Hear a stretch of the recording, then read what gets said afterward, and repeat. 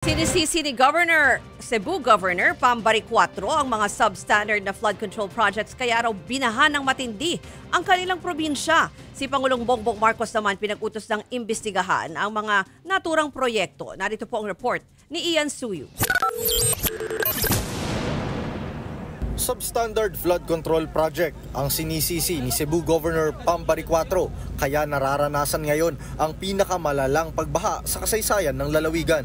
Kung tutuusin, 26.6 billion pesos ang kabuuang halaga ng mga flood control projects sa Cebu. Pero hindi nito napigilan ang malawakang pagbaha. Ayon sa gobernadora, dapat managot ang may pakana sa mga substandard na proyekto.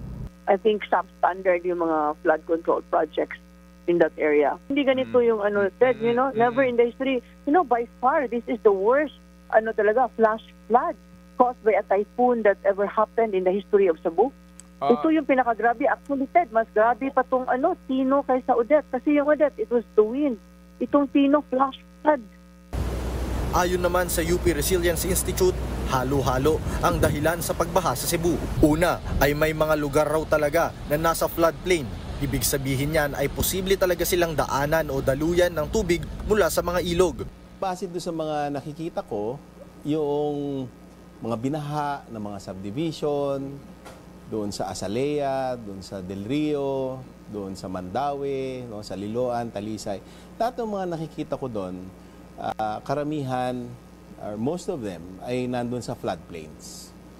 Na natukoy na yan ng mga lugar na bahain.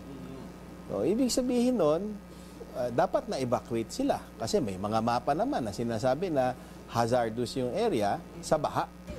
Isa ring dahilan ang rapid urbanization o biglang pagdami ng mga kabahayan sa mga munisipalidad.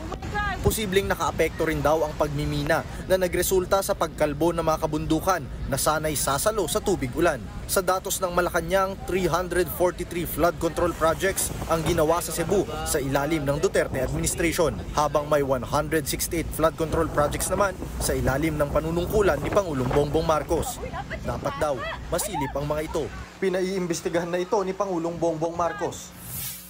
Yan po ang dahilan kung bakit po nagpapaimbestiga ang Pangulong Marcos Jr.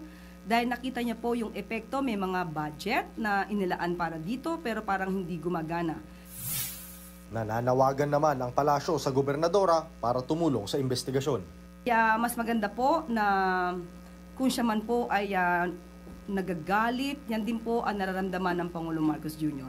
At kung meron po siya pang mga alam, may mga facts, may mga data rin po, si Governor para dito mas na makakatulong sa ating gobyerno para mapanagot ang dapat mapanagot. Yan po ay welcome. Nagbabalita mula sa Frontline, Ian Suyu, News 5.